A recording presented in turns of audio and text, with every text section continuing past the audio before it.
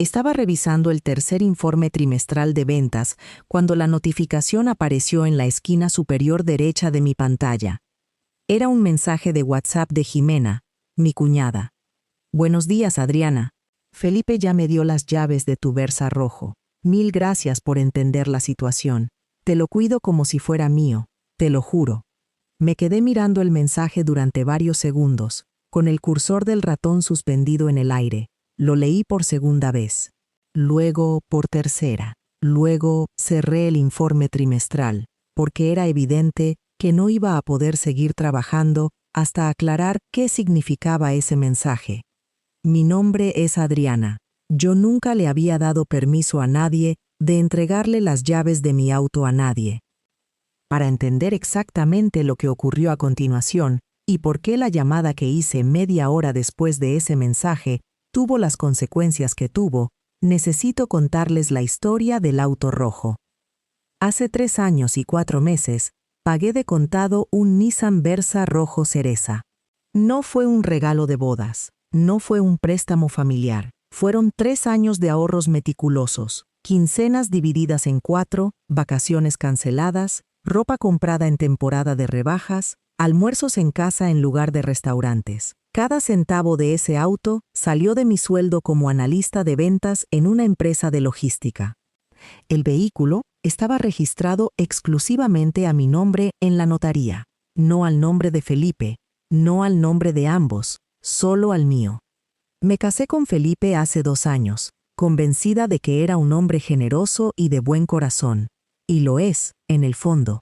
El problema es que su generosidad siempre viaja en una sola dirección, hacia su hermana menor, Jimena. Jimena tiene 28 años y nunca ha trabajado más de 3 meses seguidos en ningún lugar. Vive en un departamento que Felipe paga parcialmente bajo el pretexto de un préstamo que ambos sabemos que jamás será devuelto. Tiene un historial de 2 accidentes en vehículos ajenos. El primero fue el auto de su entonces novio, al que le abolló el capó completo al chocar contra un poste de luz mientras mandaba mensajes de texto. El segundo fue el auto de una amiga, al que le raspó toda la parte trasera derecha al estacionarse en un centro comercial y simplemente se fue sin dejar nota. En ambas ocasiones, Felipe había ayudado a cubrir los gastos de reparación. Además, el año pasado, Jimena fue detenida por la policía de tránsito por conducir bajo los efectos del alcohol en una avenida principal. Su licencia fue suspendida durante 4 meses. Felipe pagó la multa y el trámite de rehabilitación de la licencia sin que Jimena le devolviera un solo centavo. Felipe conoce todos estos detalles. Los conoce y los minimiza sistemáticamente, porque Jimena es su hermana, y en el código de valores de mi esposo, la sangre borra cualquier registro. El jueves por la noche, mientras yo estaba en una reunión de trabajo por videoconferencia, Felipe había entrado al cajón donde guardábamos las llaves del auto, había tomado las del Versa rojo y las había llevado personalmente al departamento de Jimena. Lo supe después porque Felipe, con esa confianza ciega de quien cree que no ha hecho nada malo, me lo contó él mismo sin el menor atisbo de culpa.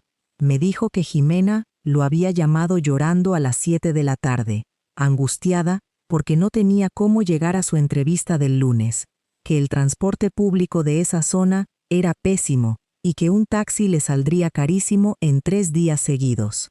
Felipe me dijo que evaluó la situación, vio que yo estaba en mi reunión de trabajo, decidió que 3 días sin el auto no era ningún inconveniente para mí y actuó, sin pausar, sin esperar, sin preguntar, como si la propiedad privada de su esposa fuera un recurso comunitario de la familia que él administraba a su criterio. Eso lo supe después. Lo que supe en el momento, gracias al mensaje de WhatsApp de las 8:42 de la mañana del viernes, fue simplemente que mi auto ya no estaba en mi poder. Llamé a Felipe de inmediato. Respondió al tercer timbre. «Amor, escúchame», empezó él, con ese tono que usaba cuando sabía que había hecho algo que yo no iba a aprobar. Jimena tiene una entrevista de trabajo muy importante el lunes en el otro extremo de la ciudad. El transporte público no llega bien a esa zona. Solo serán 3 días. El fin de semana más el lunes. El martes te lo devuelve. Felipe, le respondí, ese auto está registrado a mi nombre. Tú no tienes ninguna autorización para entregárselo a nadie. Es mi hermana, Adriana. No es un extraño. Además, tú los viernes trabajas desde casa. Tú no lo necesitas. Ahí estaba. La frase, dicha con esa ligereza insultante de quien cree que la lógica de su comodidad es la única lógica que existe. Tú no lo necesitas. Si crees que el esfuerzo de años que costó pagar algo no puede borrarse con 4 palabras dichas sin pensar, dale like a este video ahora mismo. Continuemos con la historia. Colgué el teléfono. Me levanté de mi escritorio. Fui a la cocina. Me serví un vaso de agua fría y lo bebí de pie frente a la ventana, mirando la calle durante 1 minuto completo. Hubo un segundo, exactamente uno, en que pensé en llamar a mi madre. Mi madre habría escuchado con paciencia, habría suspirado con pena, y al final me habría dicho algo como, «Hija, los hombres son así con sus familias, trata de entenderlo». Lo sé porque ya me lo había dicho antes, cuando Felipe le había prestado a Jimena nuestro proyector portátil, sin pedirme permiso, y lo regresó rayado. Lo sé porque es la respuesta que dan las mujeres que aprendieron a ceder para sobrevivir, y yo entiendo esa sabiduría. Pero ese día decidí que no era la sabiduría que necesitaba. No grité. No mandé mensajes furiosos. No llamé a mi madre para desahogarme. Fui directo a mi bolso. Saqué la cartera y revisé que el documento que necesitaba estuviera ahí. Estaba la tarjeta de circulación del Nissan Versa rojo cereza, con mi nombre y solo mi nombre en el campo de propietario. Luego, busqué en mi teléfono el número de la licenciada Fuentes, la abogada que había revisado nuestro contrato prenupcial 2 años atrás. Era una mujer de pocas palabras y mucha precisión. «Buenos días, licenciada», le dije cuando respondió. «Mi esposo entregó las llaves de mi vehículo, que está registrado exclusivamente a mi nombre, a un tercero sin mi consentimiento. ¿Tengo base legal para reportarlo como robo de vehículo?». La licenciada no tardó más de 4 segundos en responder. «Si el vehículo figura únicamente a su nombre, ninguna otra persona tiene autoridad legal para cederlo, prestarlo ni transferirlo sin su firma. Su esposo no tiene copropiedad legal del vehículo. Si usted no dio su consentimiento por escrito ni verbalmente de manera documentable, tiene todo el derecho de reportarlo como sustracción de vehículo particular. La persona que lo conduce ahora mismo lo está haciendo sin autorización del propietario registrado. Aunque, como siempre, le recomiendo verificar la legislación específica de su país con un abogado local, porque las leyes en esta materia varían de una jurisdicción a otra». «Entendido», respondí. «Muchas gracias». Colgué. Busqué el número de la línea de emergencias de la Policía Municipal de Tránsito. Déjame en los comentarios si alguna vez tuviste que tomar una decisión difícil que sabías que iba a causar un escándalo enorme, pero que era la única correcta. Y prepárate, porque lo que pasó cuando la patrulla encontró a Jimena manejando mi auto fue más de lo que yo misma esperaba. El oficial que me atendió fue el oficial Paredes. Tomé nota de su nombre y número de placa porque soy analista de ventas y anotar datos es un reflejo profesional que no puedo apagar. Le expliqué la situación con precisión. Vehículo marca Nissan, modelo Versa, color rojo cereza, placas que deletreé letra por letra. Propietaria registrada, Adriana, con mi número de cédula. El vehículo fue retirado de mi domicilio sin mi consentimiento la noche anterior por un tercero que no figura en ningún documento como copropietario ni como conductor autorizado. El oficial Paredes me preguntó si quería interponer la denuncia formal. Le dije que sí. Me leyó mis derechos como denunciante, confirmó mis datos y me dio un número de folio. En ese preciso momento, mientras el oficial procesaba mi información, recibí otro mensaje de WhatsApp de Jimena. Una fotografía. Era ella al volante de mi Versa rojo, con lentes de sol nuevos que claramente acababa de comprar, junto a 2 amigas en el asiento trasero. El pie de foto decía, fin de chicas, gracias al amor de Felipe y la comprensión de Adriana. Hice una captura de pantalla de ese mensaje, la fecha y la hora visibles en la parte superior. La guardé en una carpeta que nombré simplemente Evidencia. Luego se la envié por correo electrónico a la licenciada Fuentes. Aproximadamente 2 horas y 20 minutos después, recibí la llamada que esperaba. Era Felipe, pero no hablaba con la voz calmada y condescendiente de la mañana. Hablaba con una voz que reconocí de inmediato como el pánico puro de un hombre al que acaban de llamar de una comisaría de policía. «Adriana, ¿qué hiciste?», gritó Felipe al otro lado del teléfono, sin saludar. La policía detuvo a Jimena en la avenida principal. La sacaron del auto. Sus amigas estaban con ella. Hay gente mirando, vecinos, todo el mundo. Están revisando sus papeles y el auto está reportado como robado. Reportado como robado, Adriana. ¿Tú hiciste eso? Reporté mi vehículo como sustraído sin mi autorización, respondí, con la voz completamente tranquila, que es exactamente lo que es. Es mi hermana, no es una ladrona. Llama ahora mismo y di que fue un malentendido.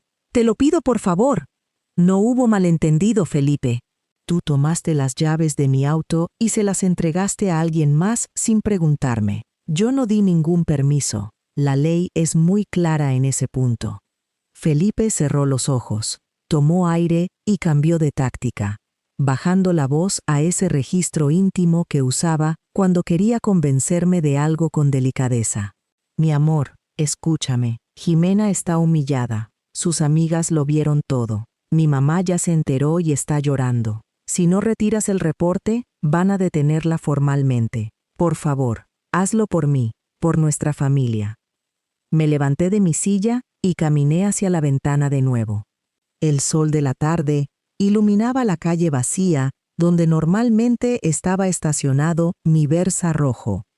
Felipe, le respondí, voy a ir a la comisaría ahora, pero no a retirar el reporte.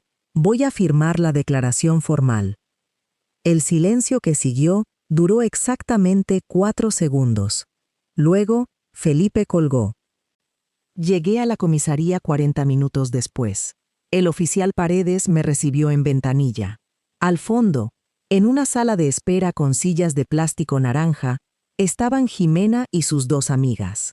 Jimena tenía los lentes de sol ahora guardados en el bolso y la expresión de alguien que ha pasado de la euforia a la humillación en menos de 3 horas. Sus 2 amigas miraban el suelo con esa incomodidad específica de quien se encuentra atrapada en el escándalo ajeno y solo quiere desaparecer. Junto a ellas, de pie contra la pared con una bolsa de mano apretada contra el pecho, estaba la madre de Felipe. Doña Carmen, no me la esperaba ahí. Me miró cuando entré, y en su mirada había una mezcla de angustia genuina y el reproche silencioso de una madre que cree que su nuera acaba de destruir la vida de su hija. No dije nada. La saludé con una inclinación de cabeza y seguí caminando. Al verme entrar, Jimena se levantó. Adriana, qué bueno que llegaste. Diles que fue un malentendido. Diles que Felipe tiene permiso de prestar el auto. Diles que... Me detuve frente a ella. La miré de arriba a abajo. Luego miré a sus amigas, que ahora estudiaban con gran interés las baldosas del piso. Luego miré a doña Carmen, que apretó más fuerte su bolsa. Luego volví a mirar a Jimena. ¿Dónde están las llaves?, pregunté. Jimena parpadeó. El oficial las tiene. Bien, respondí, y me giré hacia la ventanilla del oficial Paredes. Firmé la declaración formal, recuperé mis llaves y dejé instrucciones precisas con la licenciada Fuentes, que me había acompañado al terminar su propia jornada, sobre los términos bajo los cuales consideraría retirar los cargos. Una disculpa escrita, firmada y fechada por parte de Jimena. El pago completo de un servicio de lavado y revisión mecánica del vehículo en el taller que yo eligiera, y un compromiso documentado de Felipe de que ningún bien registrado a mi nombre volvería a ser prestado, cedido ni utilizado por terceros sin mi autorización explícita y por escrito. La licenciada Fuentes redactó ese acuerdo esa misma noche. Felipe lo leyó 3 veces antes de firmarlo, con Jimena al lado, en silencio. Doña Carmen, que había llegado a nuestra casa sin ser invitada argumentando que tenía derecho a estar presente como parte de la familia, intentó intervenir cuando vio los términos del documento. Dijo que era una exageración, que Adriana siempre había sido demasiado dramática, que en las familias las cosas se resuelven conversando y no con papeles firmados. Felipe la miró durante un segundo largo. Luego le dijo, con una firmeza que yo nunca le había escuchado dirigirle a su madre: «Mamá, te pido que te sientes y te quedes callada. Esto es entre Adriana y yo». Doña Carmen abrió la boca, la cerró y se sentó. Fue la primera vez en 2 años que vi a Felipe poner un límite dentro de su propia familia. No celebré ese momento, pero lo registré. Jimena firmó la disculpa sin decir una palabra. Era la primera vez desde que la conocía que la veía sin capacidad de réplica. No era arrepentimiento, eso lo supe. Era cálculo. Sabía que sin firma no recuperaba los papeles limpios del incidente, lo cual podría complicar la renovación de su licencia. Pero honestamente, me importaba poco la motivación. Me importaba el papel con la firma. Lo que siguió entre Felipe y yo fue más complicado que cualquier trámite legal. Esa noche, cuando por fin estuvimos solos en casa, Felipe no me habló durante horas. Se sentó en el sillón, con el televisor encendido, sin verlo realmente, con esa expresión cerrada de los hombres que no saben cómo procesar haber estado equivocados de una manera tan completa. Fui yo quien rompió el silencio, a las 11 de la noche. «Felipe», le dije, sentándome frente a él, «no soy tu enemiga, pero necesito que entiendas algo con mucha claridad. Ese auto lo pagué yo, no con dinero de nuestra cuenta conjunta, con dinero que gané antes de conocerte. Cuando tú lo entregaste sin pedirme permiso, no me prestaste un favor a mí ni a tu hermana. Me quitaste algo mío, y luego me dijiste que no lo necesitaba, como si tú tuvieras autoridad para decidir qué necesito yo y qué no». Felipe me miró. Vi en sus ojos que quería defenderse, que tenía preparada alguna versión de «estaba tratando de ayudar a mi familia». Pero también vi el momento exacto en que esa defensa se desinfló sola, porque incluso él sabía que no sostenía el peso de la realidad. «Tienes razón», dijo finalmente Felipe, sin adornos, sin peros, solo esas 2 palabras en voz baja, cargadas de un peso que no le había escuchado antes. No pedí más que eso esa noche, no porque la herida estuviera cerrada, sino porque sé que las disculpas verdaderas no se pronuncian en un solo momento, se demuestran con tiempo y con decisiones. Pasaron 3 semanas antes de que Felipe tuviera la conversación pendiente con Jimena. No estuve presente, no quise estarlo. Lo que sí noté fue que, a partir de ese día, cuando Jimena llamaba a pedirle algo a Felipe, él ya no respondía automáticamente que sí.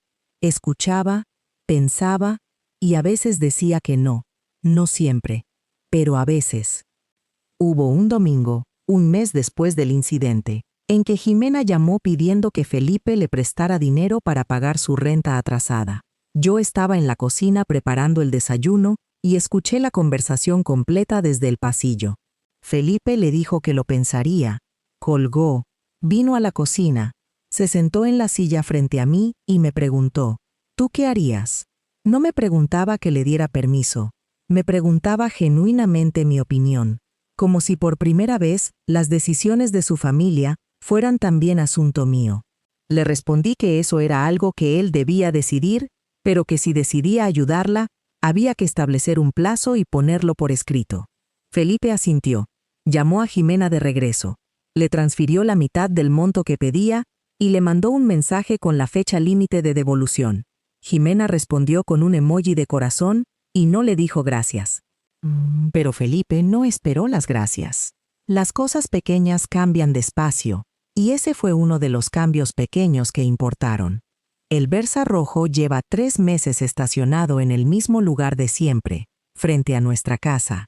Las llaves están en mi cajón, en el mismo sitio donde siempre estuvieron. Solo que ahora hay un pequeño gancho de metal adicional que compré en una ferretería y que tiene una etiqueta de papel con mi nombre escrito con marcador negro. Es un gesto ridículamente pequeño, pero cada mañana que lo veo, me recuerda algo que tardé demasiado tiempo en entender. Las cosas que son tuyas necesitan tu nombre puesto en ellas. No para ser mezquina, sino para que nadie decida por ti que no las necesitas. ¿Tú qué hubieras hecho en mi lugar? ¿Habrías retirado el reporte para evitar el escándalo familiar? ¿O habrías firmado la declaración formal y dejado que las consecuencias llegaran solas? Los leo en los comentarios, y si esta historia te recordó que lo que ganas con tu propio esfuerzo merece toda la defensa que le puedas dar, suscríbete, porque tú no lo necesitas. Es la frase más peligrosa que alguien puede decirte sobre algo que es tuyo.